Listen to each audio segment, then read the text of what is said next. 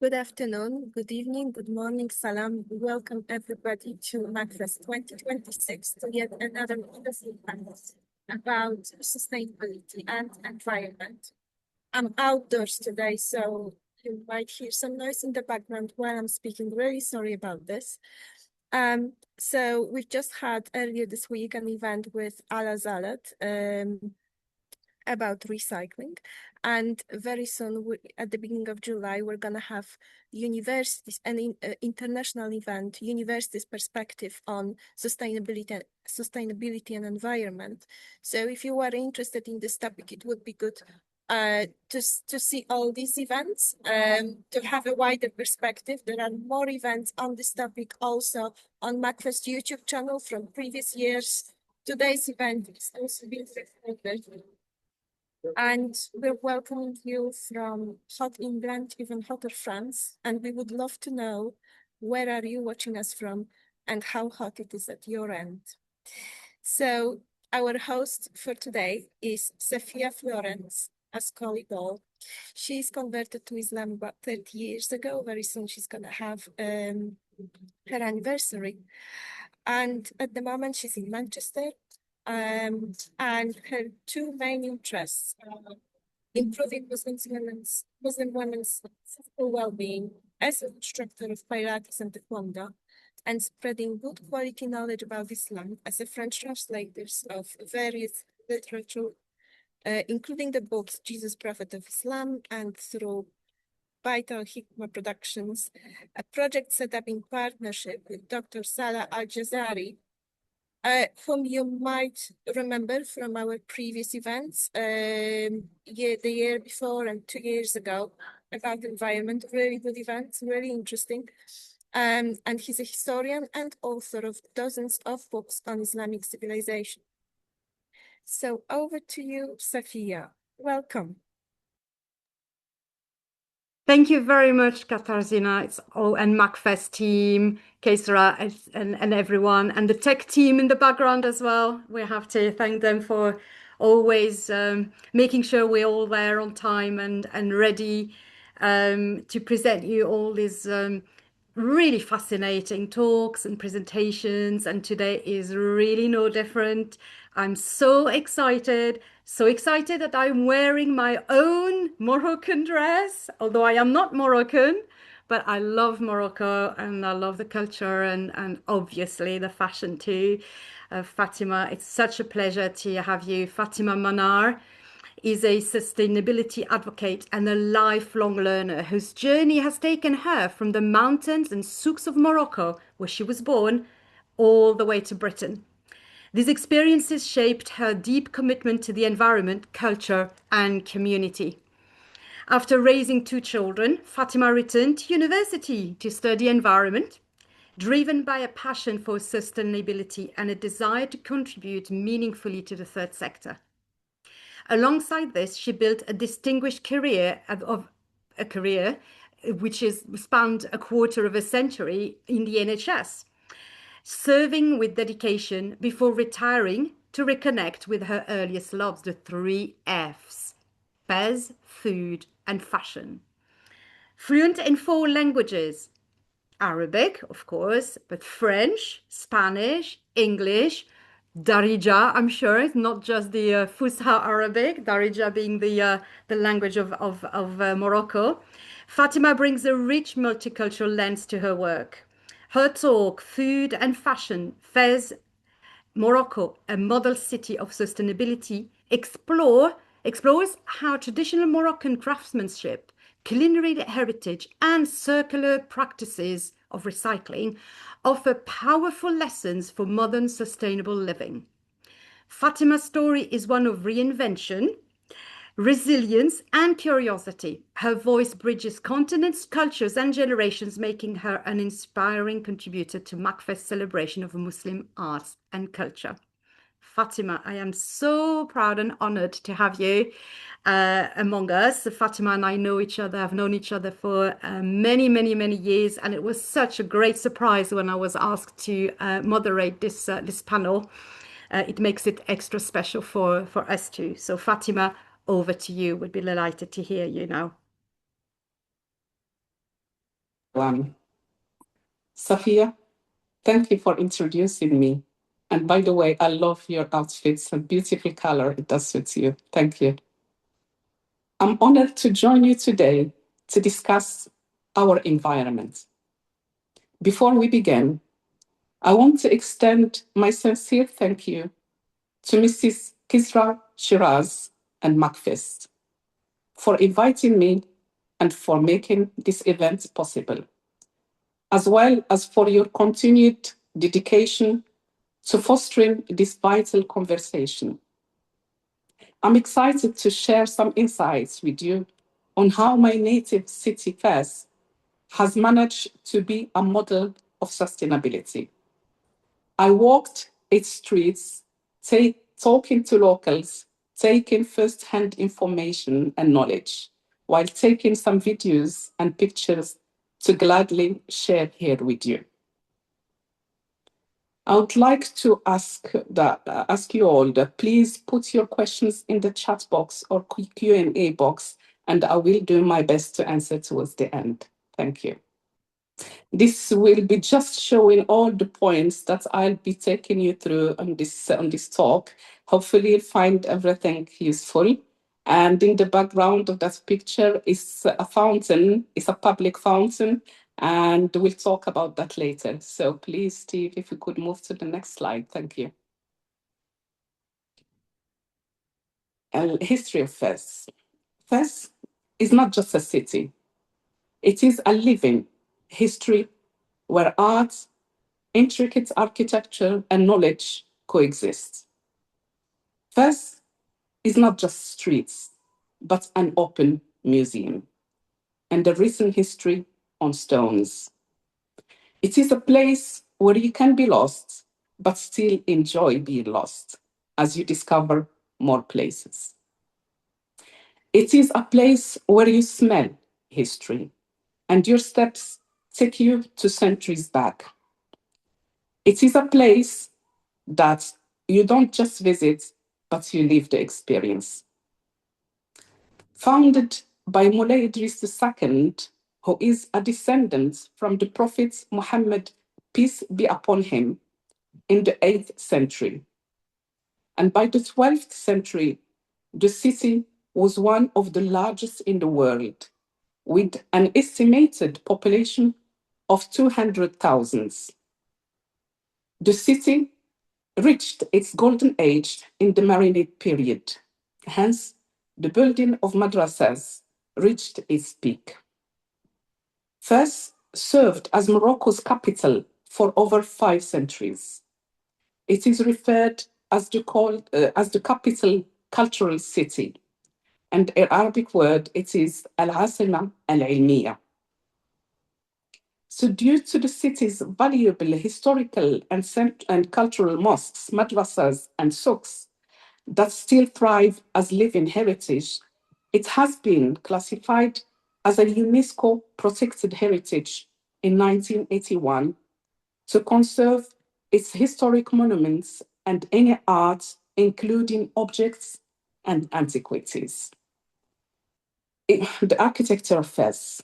Even today, the old Medina is famous for being a car-free zone, which earned the city its clean air and sustainable status.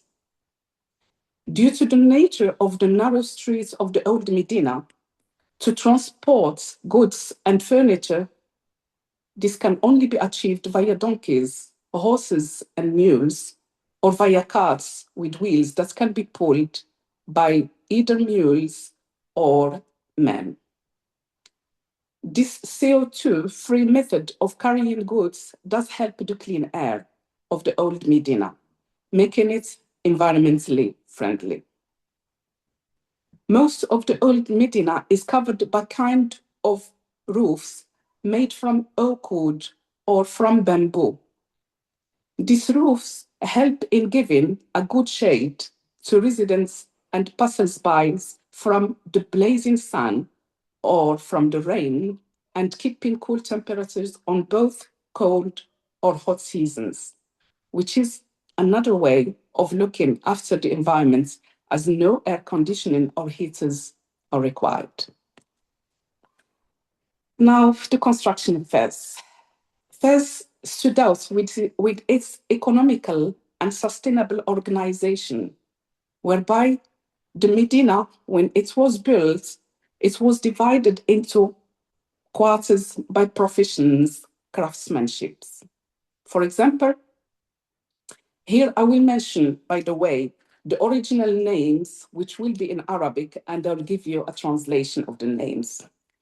So we have the Najarian quarter, is the carpenters, and Attarin quarters, where utur and perfumes are sold.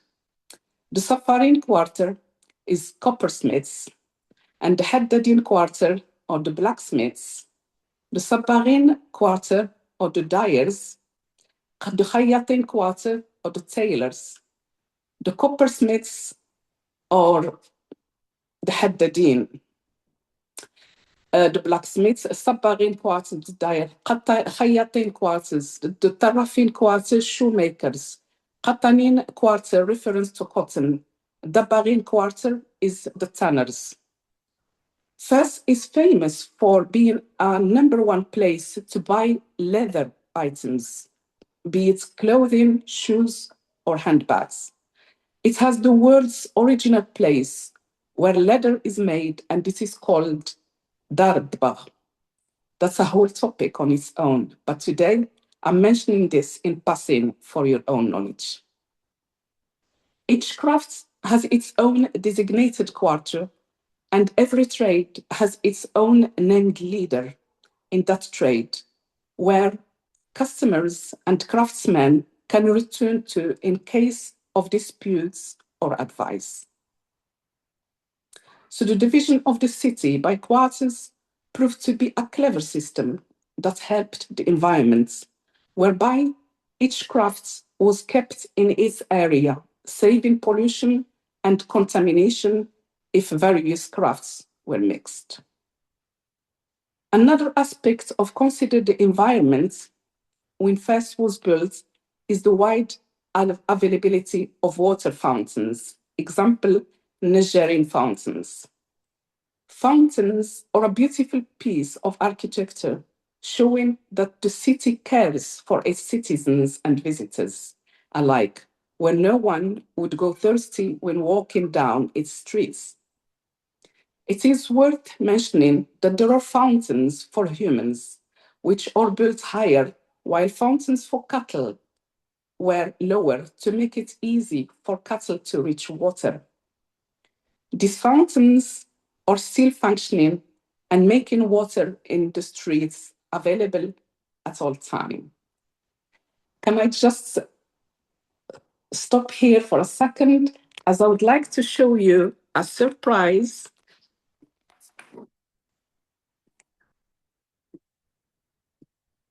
What you can see here is a replica of the fountain. It's a small fountain that I have installed. It shows the importance of water and the intricate work, if you can see. And this is just a tiny small one. Wadfes, which is the word wide, is the Arabic word for river. Wadfes is the pumping heart of the city. It supplied water to homes, mosques, public water fountains, like the one I've just shown you, public baths, and craftsmen. It allowed mills to function. Water was essential and played an important part in the city's economic development.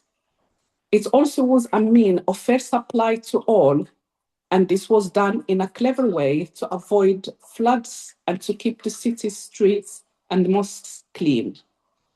The system was generous and ahead of its time. The distribution of water depends on gravity.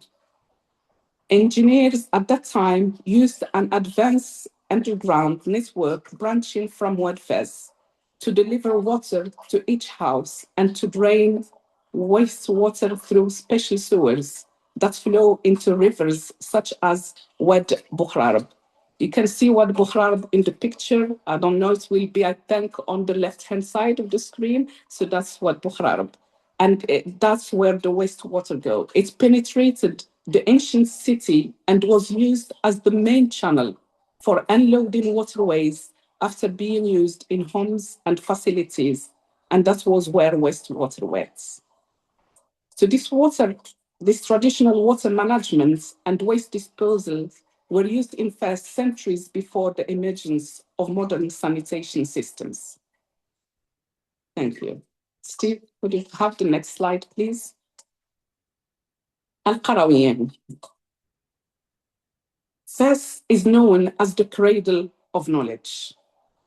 Al-Qarawiyyin was built on 859 AD by a woman called Fatima al-Fihriya. The fact that it was built by a woman highlights the importance given to women at that time, as Fatima al-Fihriya herself was educated. Her sister, by the way, Maryam, was educated too. And it will be a surprise to some of you that her sister, who sadly she hasn't got as much, widely known as Al-Qarawiyyin, as she built another mosque called Al-Andalus. And the building as well was around the same time. So the mosque has designated ablution, both mosques, the Qarawiyyin and Andalus, they have designated ablution and prayer areas for women, which showed how much respect was given to women while the women in the West were still in the Dark Ages. Al-Qarawiyyin became a major educational center for high Islamic studies. It is a testimony to Moroccan architecture and to the importance of learning and education. It is still operating as educational institution, and it has dormitory facilities for students as students came from different parts of the world. Scholars from the Muslim world would travel to Al-Qarawiyyin to get their studies accredited, and that's how important Al-Qarawiyyin was. And among the key scholars and philosophers who had attended this university, to name just a few, Ibn Khaldun, who is the father of medieval sociology, history, and economics. We also have Ibn Rushd, who is an Andalusian Islamic philosopher. And Ibn Arabi is a renowned Sufi philosopher, mystic, and poet. It is here that in 1207, the physician Abdullah ibn Salih al-Khatumi was awarded the oldest known and documented medical degree in the world. Fez stood out as an exemplary model of diversity of communities and cultures. Well, I think, like the footballers, in the World Cup, this is just as a matter of joke, not part of my talk. They were given hydration break. I think I'll kindly request a hydration break, as it is exceptionally hot, and this again relates to our topic, which is the climate and the environment.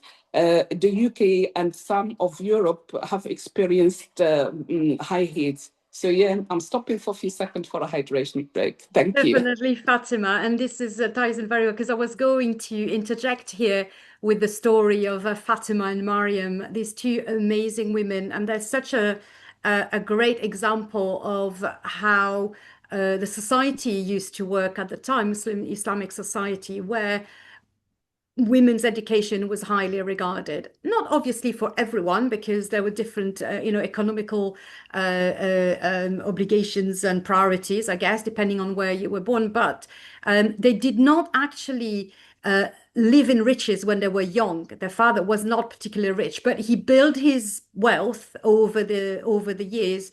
And there was an interesting coincidence that happened. It's a sad one for them, but within a short span of time, their father their brother, and Fatima's husband all died within that short period. So they inherited all of the wealth from these two men. And they became all of a sudden very rich.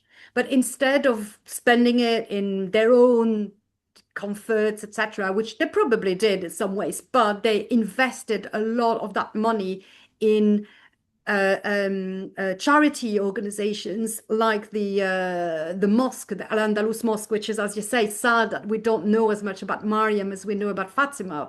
But she built a mosque and Fatima built the university. And it started as a learning center, as you said, and then it slowly built up over the century as this absolutely phenomenal center for learning, which basically changed the course of history and changed the course of science for the whole of the world. So these women, not necessarily planning this to be for so long, they basically built such a greater wealth for themselves for the hereafter, because these are known in Islam as how do you say in English, long-term charity endeavors that carry on beyond your death. So these women are still spoken about now, and they were in the 10th century. So this is a phenomenal, and they were educated by their father. So it's not a coincidence that they decided to invest in education. They were themselves highly educated by their own father, who valued education for all of his children. So thank you for mentioning both of them. Really, they're really worth that publicity. Really, Fatima. Thank you, Safia, for this valuable information added. I really appreciate it. I'm sure the viewers would as well. If we could move on to the next slide, Steve, please. Thank you.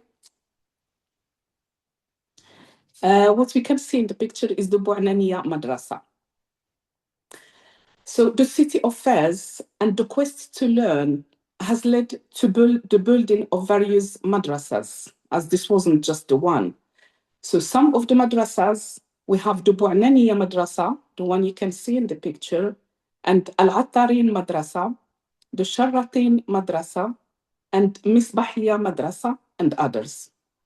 From these names, we realize the importance of education for Morocco at that time, as it built these madrasas for educational purposes in every community, and they made them accessible to tradesmen's area as well. So the Bouanania Madrasa is a 14th century architectural masterpiece built by the Marinid Sultan Abu Inan Faris between 1350 and 1355. It is the only madrasa in the country to also function as a congregational mosque with its own minarets. Thank you. Next slide, please.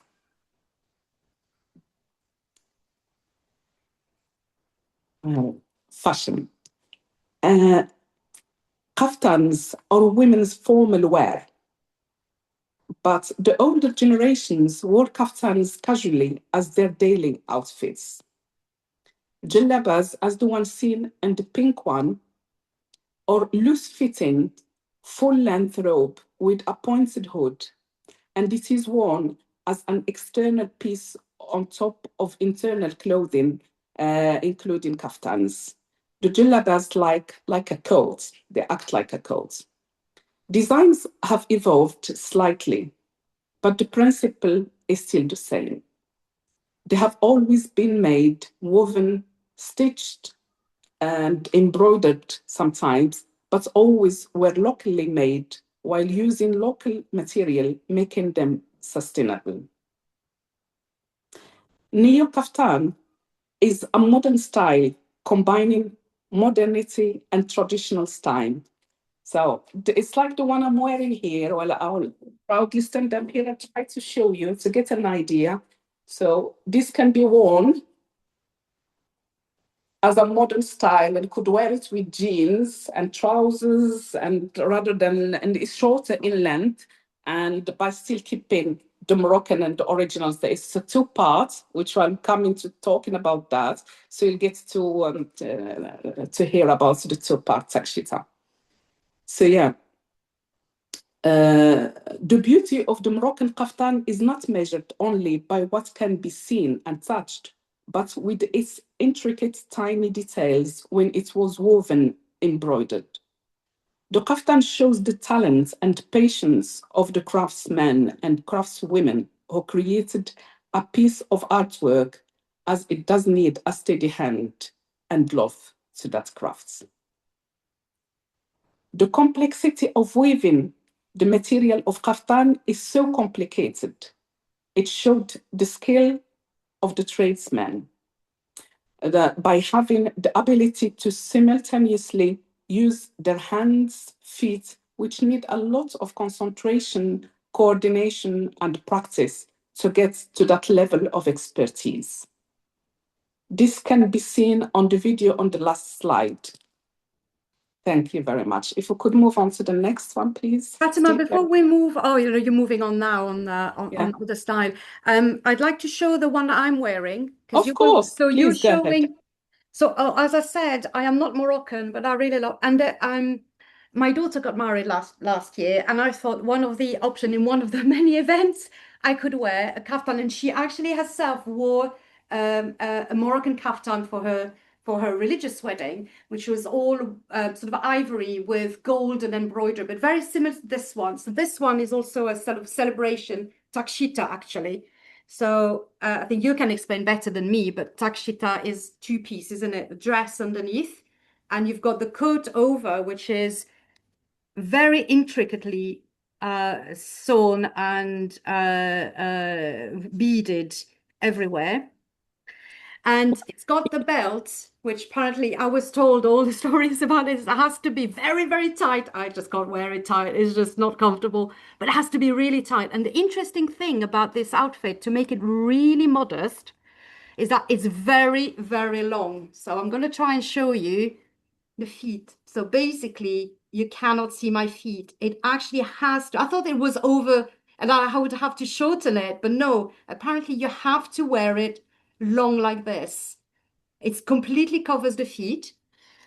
It is not that easy to walk with, but it is really nice. And I had to have apparently the essential shoes, which are also very intricately decorated as well, which are very comfortable.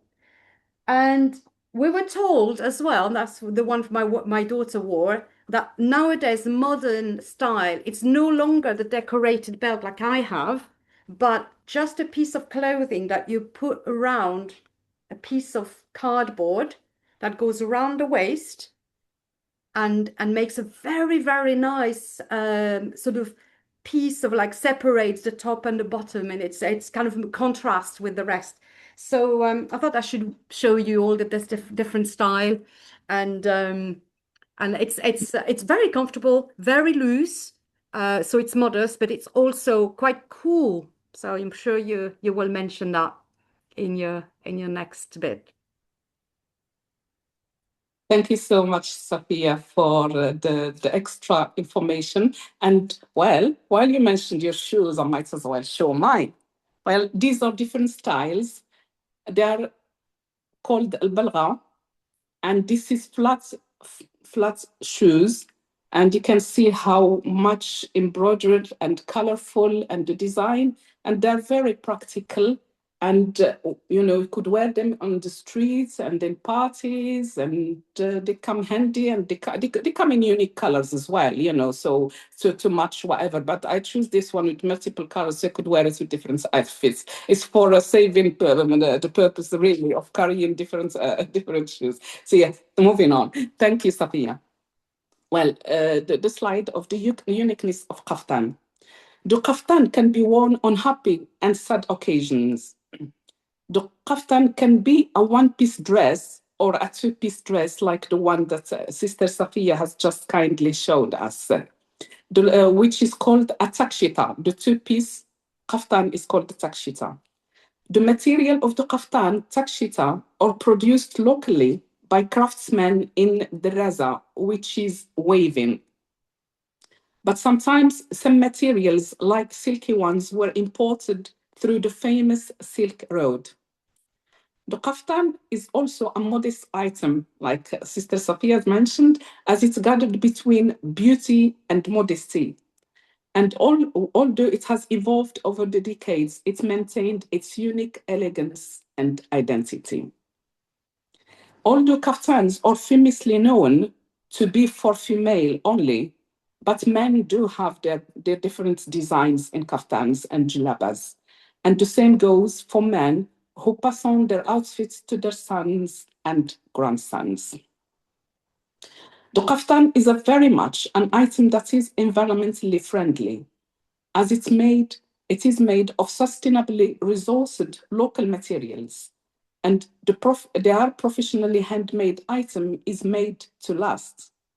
Unlike fast fashion, that it makes trends for a short period of a time to only be replaced by another fast fashion item. The kaftan or jillaba is worn for many years by the initial owner, who then gets, depending on male or female, who then gets on to pass on their items to their daughters, granddaughters, or grandsons. The yellow, so the kaftan, no, it's not on this slide, sorry.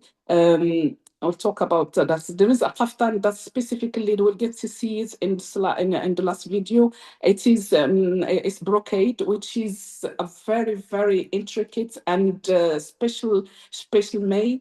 And it takes a long time to get it done. It takes almost 6 months for one piece of enough to make a kaftan, and that's how long it is. But we'll talk about the brocade. I'll mention the brocade later.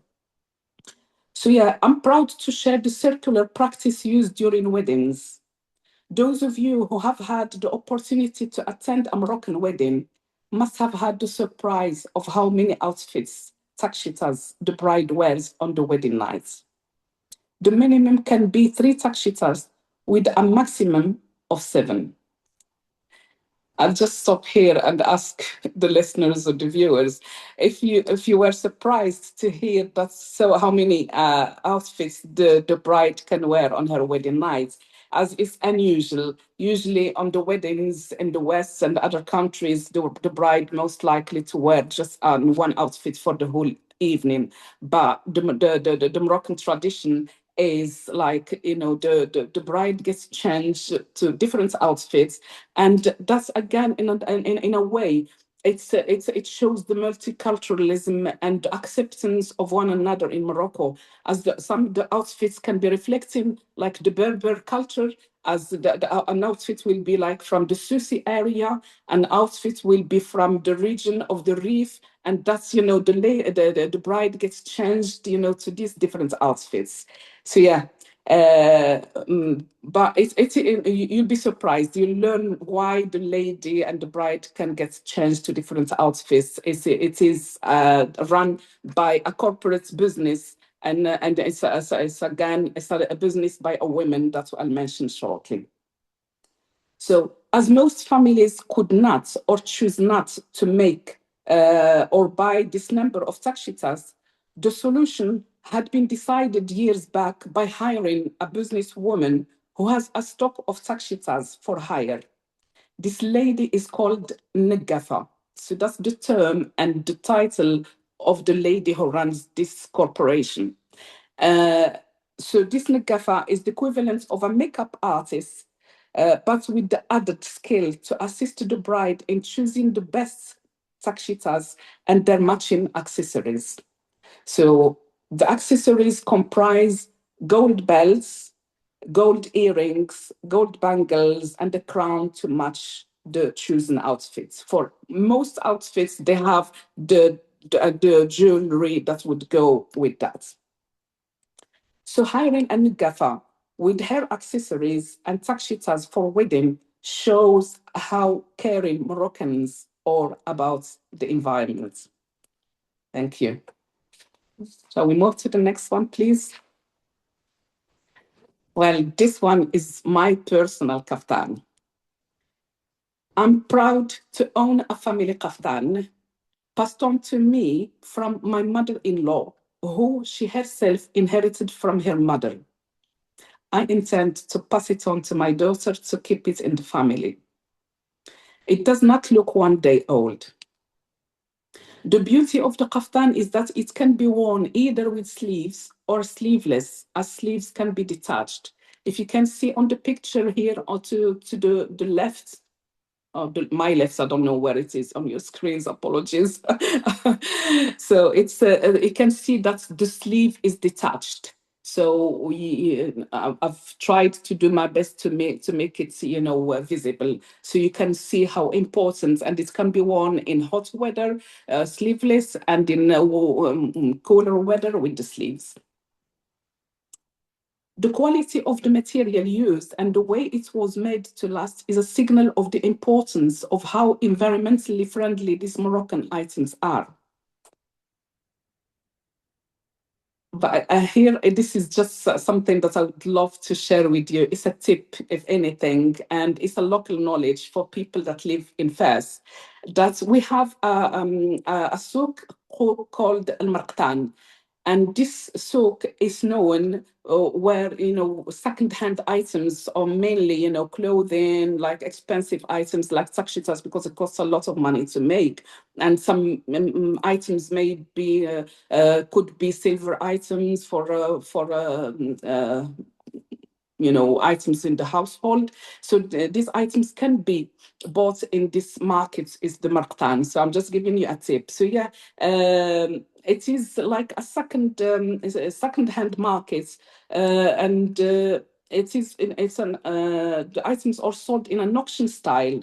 And this is a place where you could go hunting for these treasures, really. So Al-Marqtan is a very unique second-hand market in the city of Fez, where locals can grab a bargain, and which is a place where circular practices are practiced, contributing to recycling and saving the environment from items going to landfills.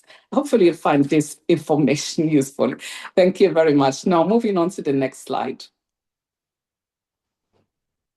And this is food.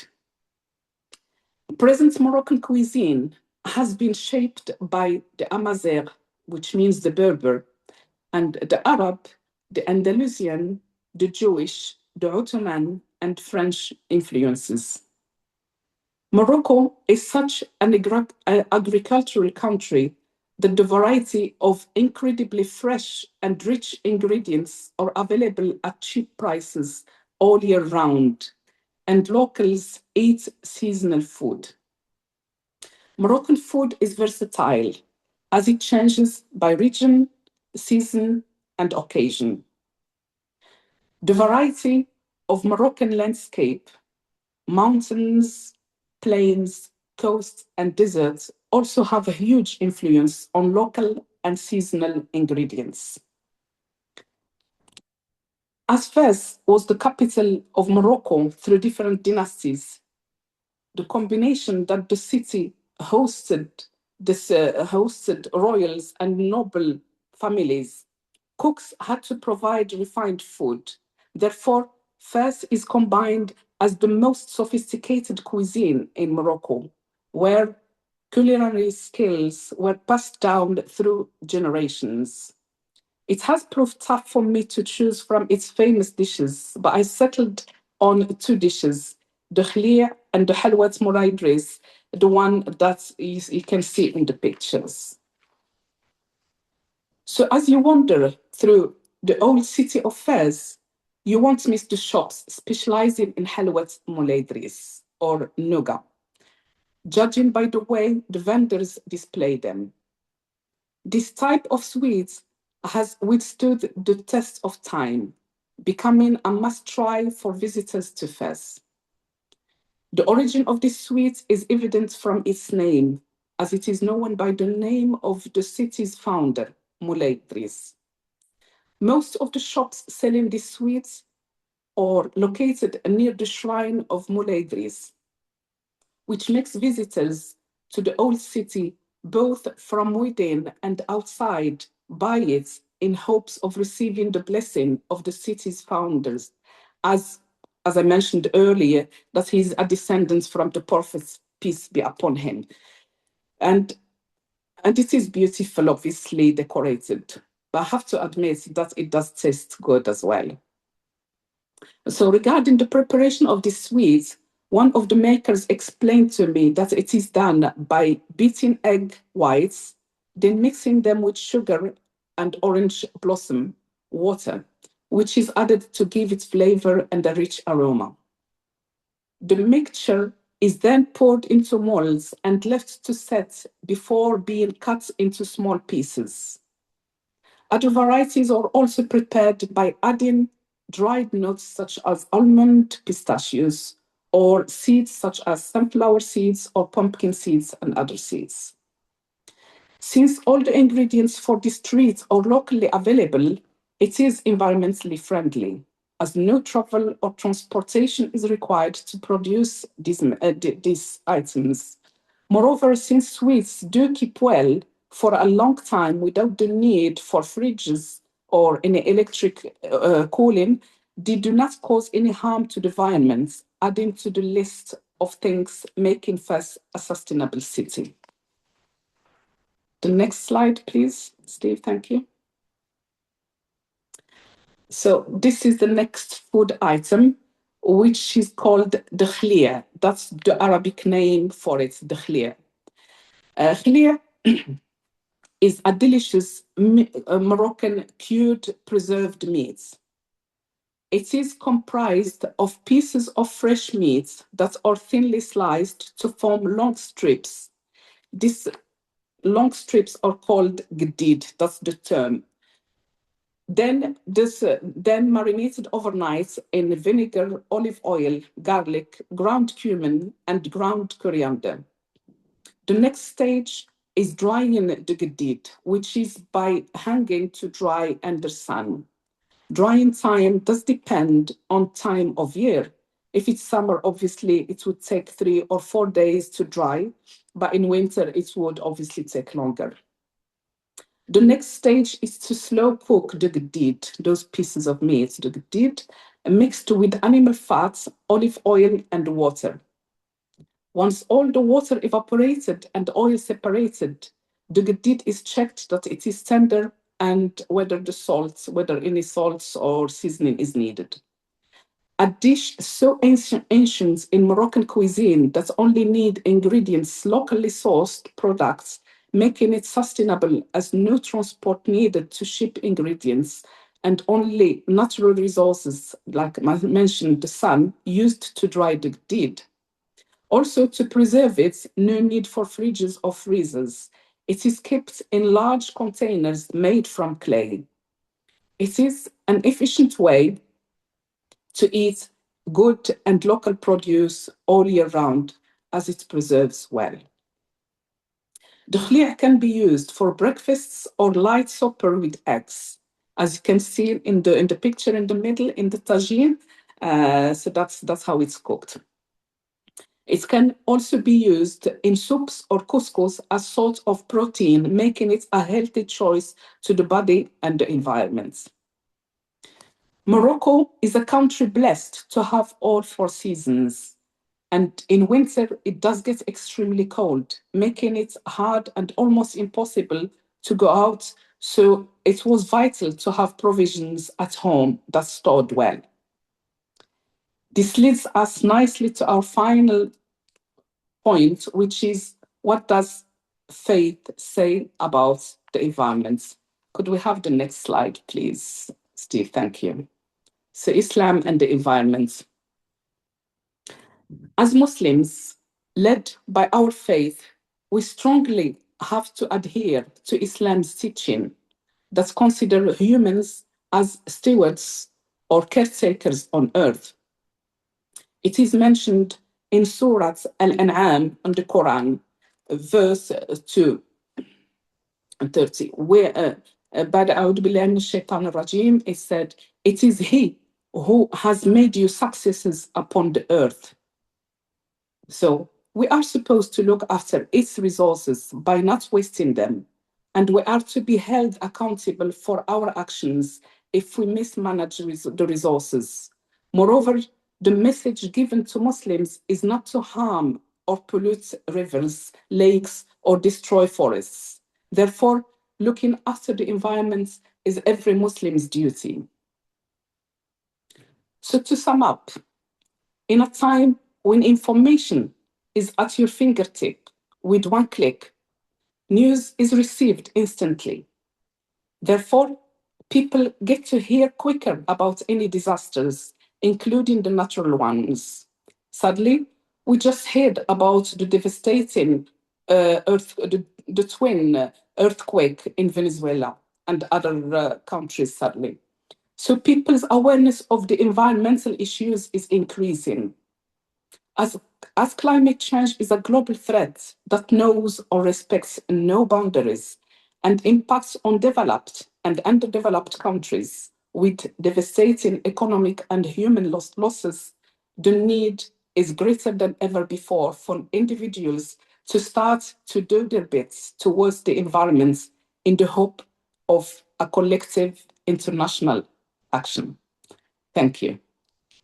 Now we'll be able to see the video and then we can move on to discussions. Thank you.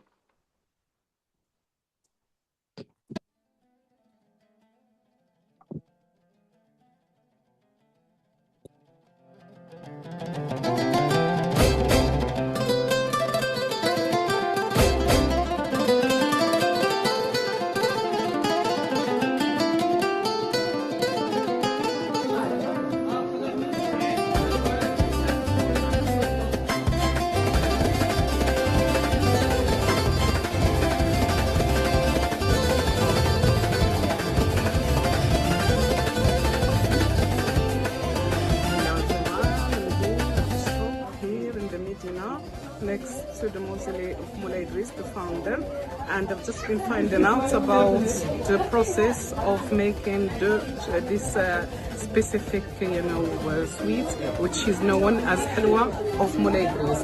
And the gentleman kindly has just given me all the information.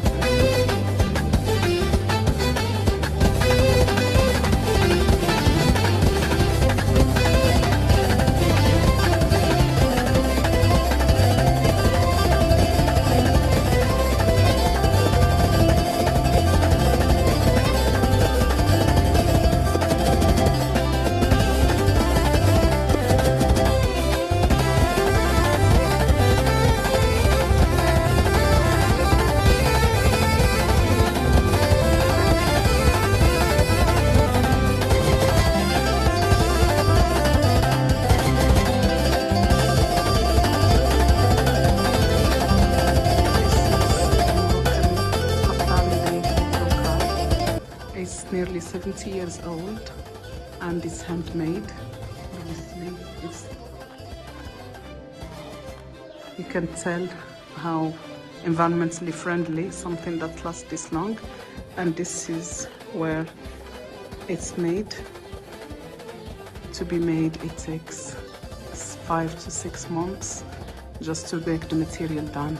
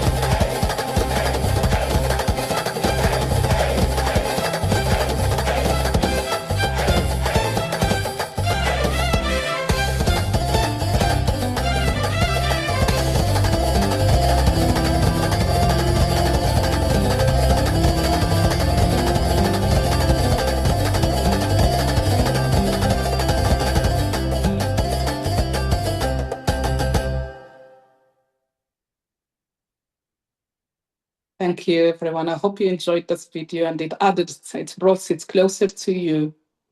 That's fantastic, Fatima. I am speechless, which is quite unusual for me. I absolutely loved your presentation, so thoroughly researched and presented, and that last video at the end. How can anyone resist going to Fez? And so thank you again for this really excellent presentation. And I've been keeping an eye on the chat and the Q&A. People are just so excited. Many people have been to fairs. Others just dream to be able to go. So everybody, thanks you very much for this.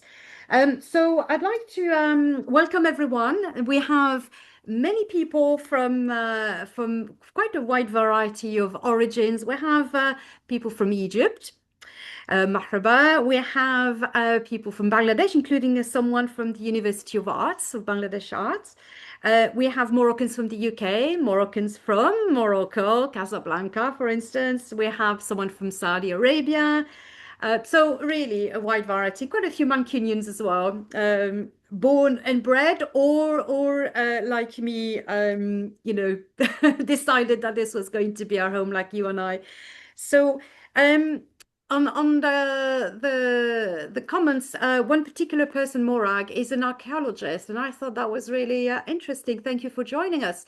And Morag said that you know, one of the things that I'd like to do would be to go to Fez and discover and enjoys particularly discovering the details of particular places. And so you've definitely given us quite a lot to go by. Obviously, Fez is very famous for the very smelly tanners quarter. I think this is one of the main things that we hear about, and the heat and those narrow streets. I remember with some years ago with my husband, we read a book about an English person who went out to Fez and bought a house right in the center of the Medina to refurbish, and it was very run down, to refurbish and then use and rent out, I guess, to tourists. And the stories of how complex this was. So I can imagine this was just from their point of view as a foreigner to try and do this. But I can imagine the locals have to keep maintaining their dwellings, because obviously they are very old and they need constant maintenance, and just having access to donkeys and potentially, I guess now, some motorbikes as well, or carts, I think, to carry things, does not make the work easy at all. So we have to say credit to the people of Fez for managing to maintain the Medina in that state. One of the questions that we had as well was, I don't know if you can answer this, and do say if not, but they were wondering why Fez was not the capital anymore. Do you have any knowledge about that? Fez used to be the ancient capital, wasn't it, of Morocco? It used, that's true, yes. It used to be, as I mentioned in my discussion earlier, that's for 5 centuries. To be honest, just 3 different dynasties.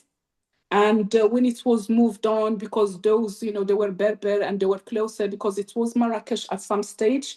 Marrakesh, you know, some of you would have heard about the city of Marrakesh.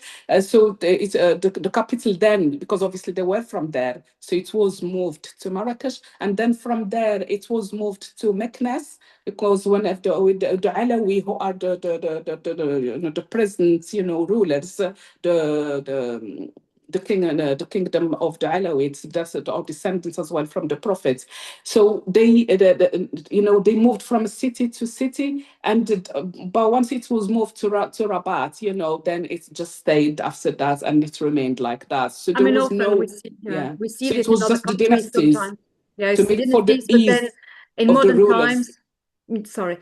Yeah, so in modern times, it's also just practical reasons, isn't it? Because when a city becomes a capital, it becomes bigger and it becomes a center of attention, and people want to move there, etc. Plus all the administration that is linked to a modern country. So thanks very much for that. There are a few other comments, obviously, we all loved your fountain. It was such a way of sort of visualize the importance of water, obviously, but also the intricacy of the craftsmanship, the decorative skills that people have. Someone asked me about the my takshita and whether you had to pin it or lift. You're not supposed to shorten it. You're supposed to wear it very long. You're supposed to have it trailing on the floor. You're supposed to not trip on it. And yes, I suppose ideally these piece of clothing that are meant for weddings and celebrations, you would not be walking in the dirt. You would not be walking anywhere where it's wet or where it's dirty. You would probably be lifted and carried. I think some of the traditions of weddings where the bride would be brought in carried. So one of the ways, I guess, because those dresses can be quite heavy. Yes, Fatima. And when I mentioned about the daily dresses, they are made short. Yes. So the long ones are supposed to be for party style, and obviously the material is as well made from kind of more expensive and more intricate designs as yours as well. It could be seen, so couldn't if people could see it. And so that's the reason. But the one that we make, and also we have the luxury of the belts that we use the belts. So what you do is that you fold the long, the length of it, and you fold it, and you stick it in the belt, and that's why the reason why belts are supposed to be tighter. So then that's way you could hold the what's folded of the kaftan or takshita could stay tucked in. So that's the reason why belts were supposed to be tight. So that's another clue. Thank you. Very useful. Yes, thank you very much.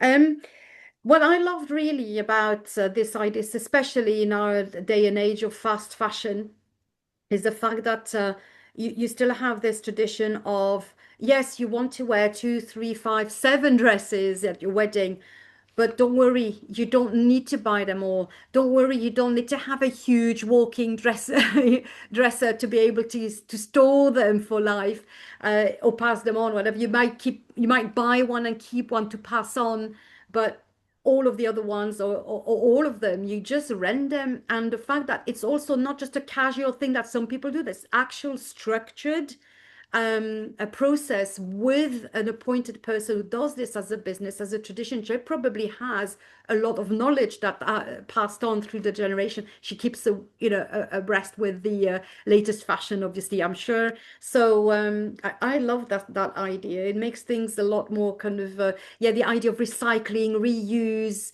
pass on, repair, mend, and keep. And another issue that we all know about our modern lifestyle and modern items is that they don't last. They're not made to last. They're made to break really easily. They're made to have holes very quickly or to lose their shape very quickly. Why? So that you go and buy a new one for the next season.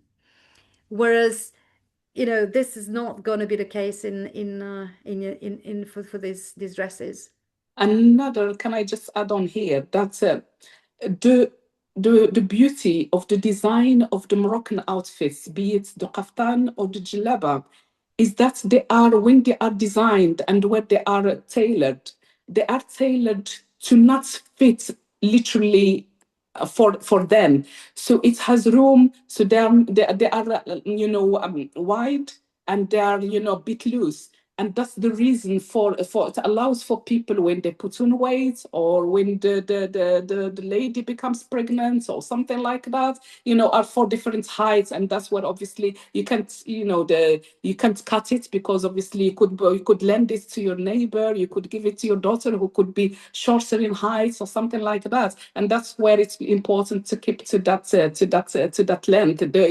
It sounds like, oh, it's ridiculously long, but it takes some talent and you get used to, but it has its reasoning. So nothing came like just out of it doesn't make any sense. So the fact that they are loose is to allow and to accommodate for different sizes, and for if the person puts on weight or lost weight, and also for pregnancy and for different heights. So hopefully this again, I think this is totally my kind of, I really don't want to spend so many hours. I went to one shop in France, excuse me, and there were not that many. I could have rented, but obviously not living in France, it was not possible. So I went to one shop, and she showed me it had just arrived, just been delivered from Morocco, directly from Morocco, and that was it. I buy, that's it, done, and I can keep it for years, wear it at different occasions, and hopefully it will last. So there's another thing as well that you mentioned, which I thought it was really interesting for those of our viewers who are familiar with the Quran. Obviously, brocade is mentioned in the Quran many times,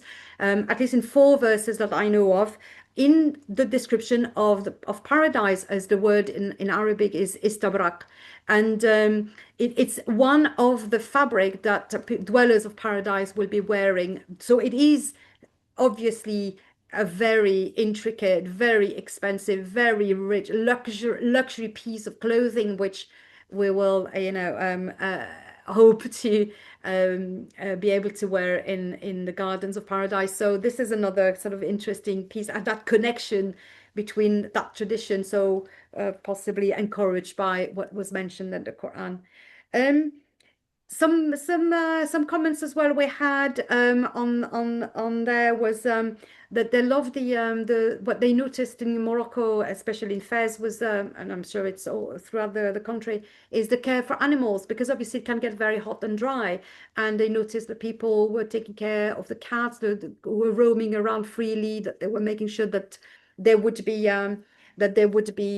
fed and watered, particularly watered. A bit what people who've been visiting Turkey and Istanbul would have been familiar with. So that was when it's again taking care of nature, taking care of the environment, taking care of animals, is something that that particular person noticed and found very, very nice. And just on a very practical question, we were asked if the presentation was going to be made available later. So do know that all of MACFEST videos, presentations, talks from its onset, so that's 6 years ago, if I'm not mistaken, or 7 years, are all available on YouTube. So if you go to MACFEST, you just search MACFEST, and you'll have the MACFEST YouTube channel where you will find every single presentation. So do look at the past ones as well, some really amazing ones. But this particular one will be, God willing, available in a few days, and you can watch it again and pass it and share it. Please do this. Share the word of this amazing work. And I think that's about it. From the commentary and but obviously everyone thanks you so much, and you really made them want to go. One of our viewers here had a daughter who studied in Fez, so it continues to be a center of learning, doesn't it, especially for people who are studying Arabic. Her daughter spent 9 months, she said, in Fez, obviously discovering the city, but also studying Arabic and perfecting their Arabic. So this is also something that some people might be interested in pursuing.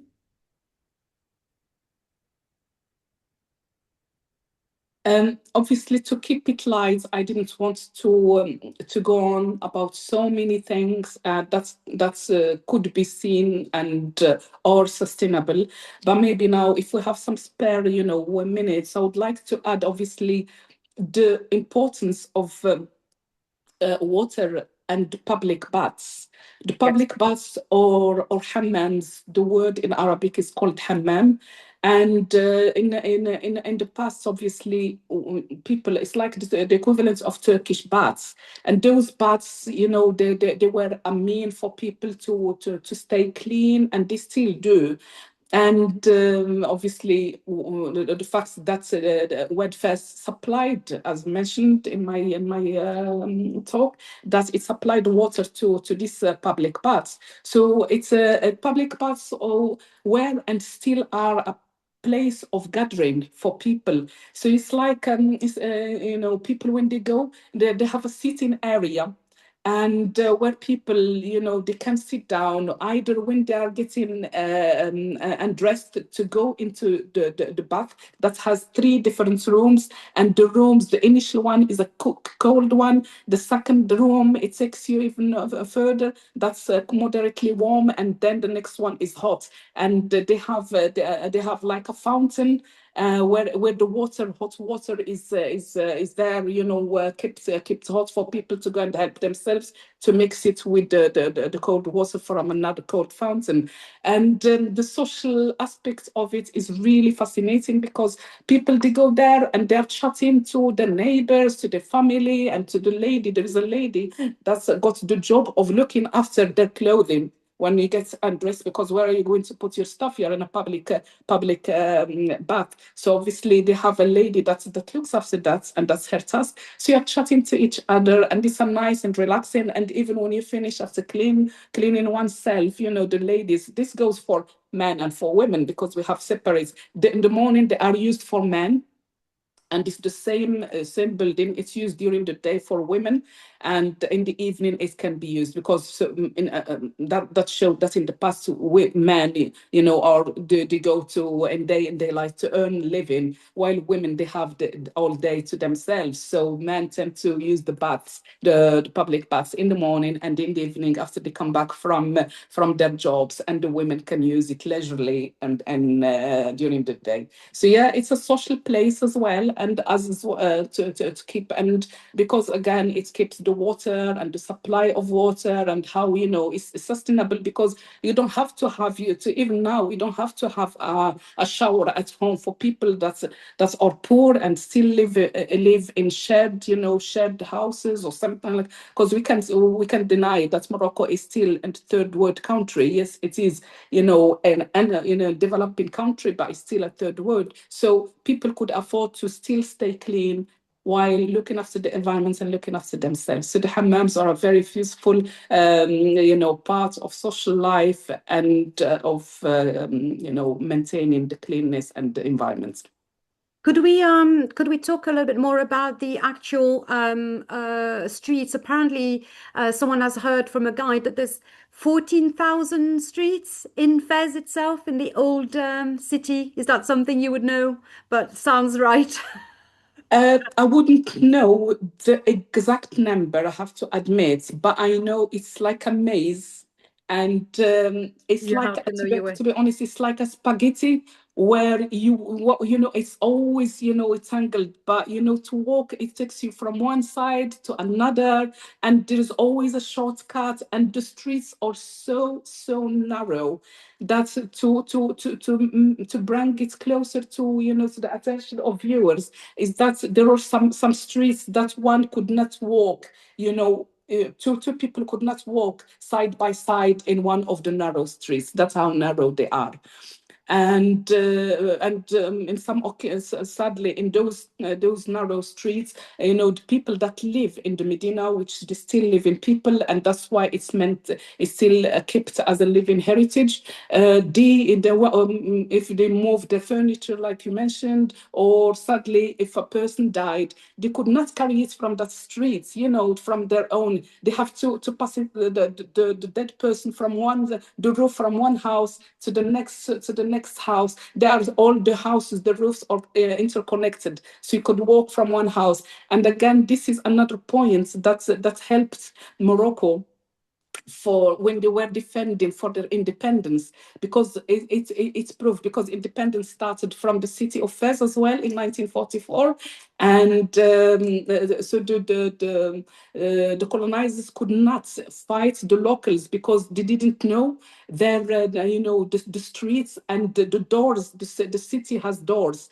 and is known for its many doors, and those doors used to get locked. Nowadays they don't, but in the past this was like a fortress for the people, so they used to get locked. And obviously the foreigners could not get through to the city, and also because of the houses, if they were running, even if they in the time when they weren't closed, the locals, if they were running from, they could jump from one roof to another, and they could end up in different streets, while the authorities could not chase them, because it was like a funny way how they won their independence. It was just a clever way. So yeah, this and the way that they were built is that they protect the environments, because they were so narrow, and that's to protect the heat, and also to keep the warmth in winter. So you have that double usage, both in winter and in summer.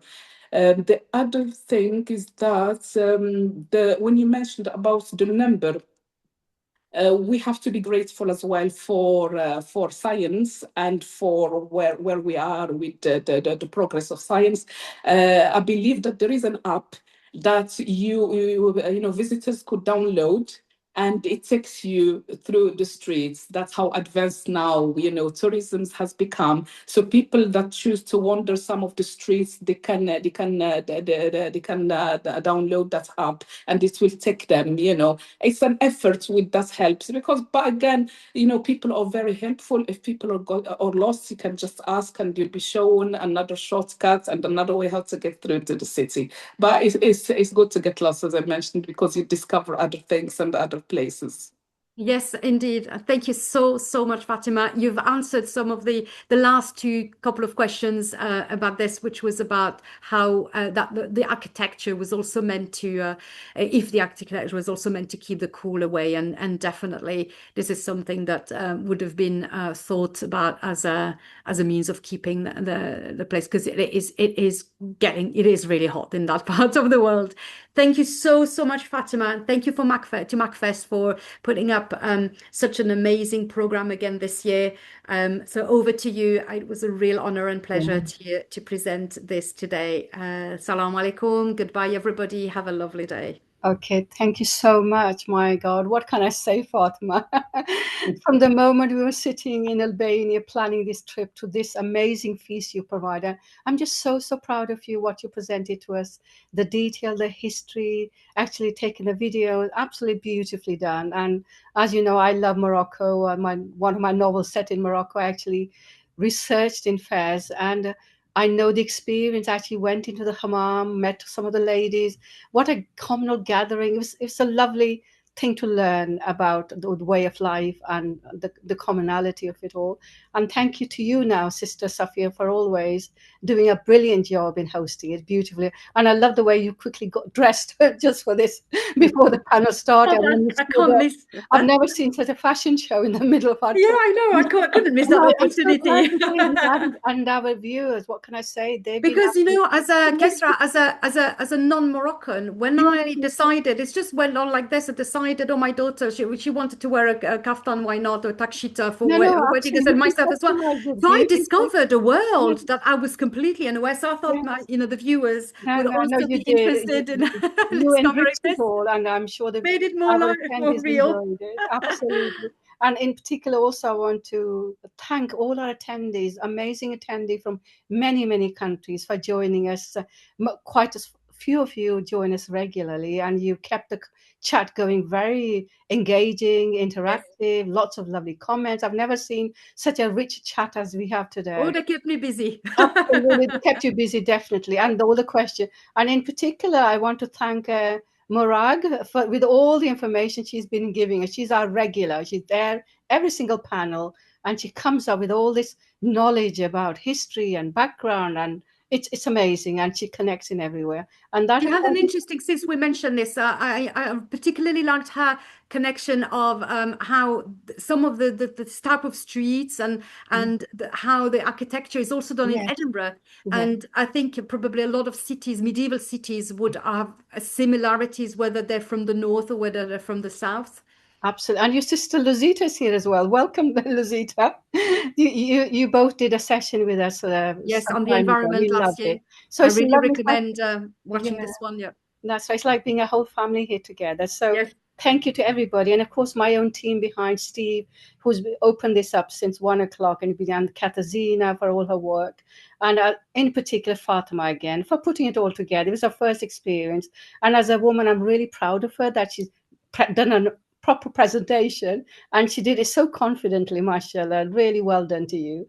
And finally, I want to remind our attendees, please do join us tomorrow. We have a very special panel with 3 Muslim converts and listen to their lives. In particular, the host is going to be Yvonne Ridley, very famous woman, author, broadcaster, a woman who was kidnapped by the Taliban, and later, as a result of that experience of living in Afghani society, she became a Muslim. So please tune in tomorrow at 2 o'clock if you can.